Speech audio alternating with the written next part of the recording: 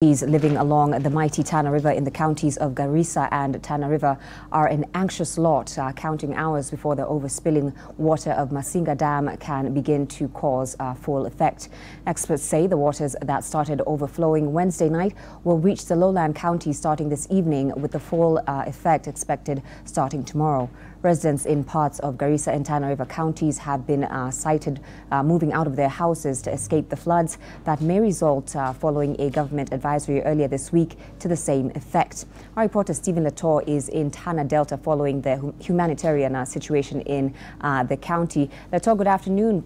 Perhaps we can begin by you telling us how far the waters of Masinga Dam currently are in the county. And also yesterday when we spoke, you talked about the plight of at least 700 victims that contracted various diseases, including diarrhea and various skin conditions. Has any help been able to reach those victims?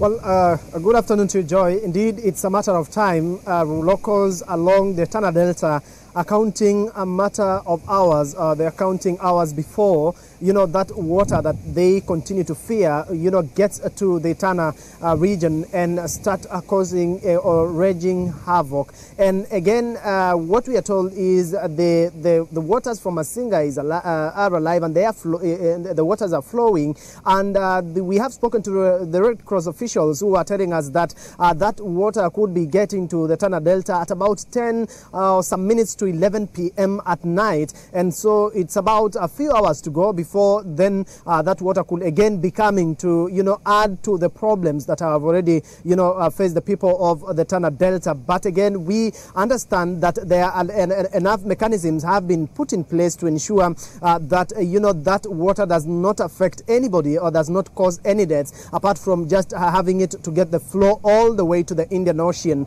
But what we are told again by the Red Cross officials is enough.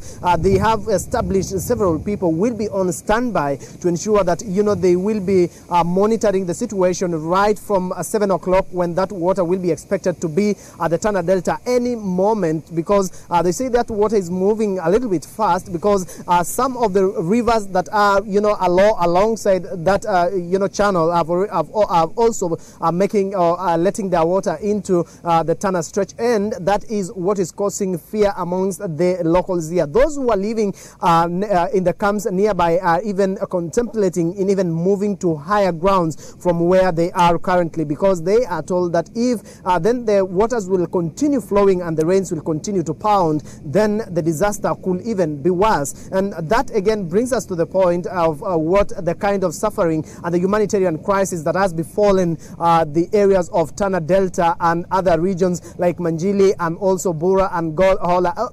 All those areas, the camps that have been situated there, holding over about 115,000 people who have been displaced by the floods at the Delta. They have started receiving, medical attention. When we spoke to the Red Cross officials this morning, yesterday we had only one mobile clinic by the Red Cross, but today they tell us that they have even added 2 more to ensure that they get access to several other camps where the sick are, to ensure that they get to reach the 700 of them and ensure that they get medical attention.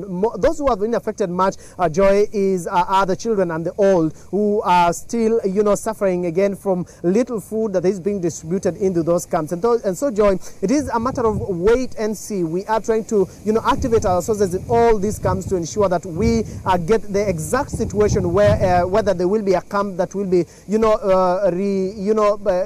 dismantled and moved to another place. That is what we are trying to establish. But what we know currently is those people who the floods could affect again and they're still in their homes have been told to move to higher grounds, and that is what Red Cross is trying to monitor and see whether it will up its humanitarian assistance and ensure that it sets up new camps for those people who will be moving or running away from the Masinga waters that are coming down this place very fast and expected at 10:45 p.m. like I put it. Remember, it takes about 72 hours for that water to get from Masinga Dam all the way to the Tana Delta if there is no more waters that are joining those streams along their way. And so that we are expecting by 10 o'clock we'll be there to see how that water is coming or is going to affect the situation or the livelihoods of those living by the Tana Delta. Joy.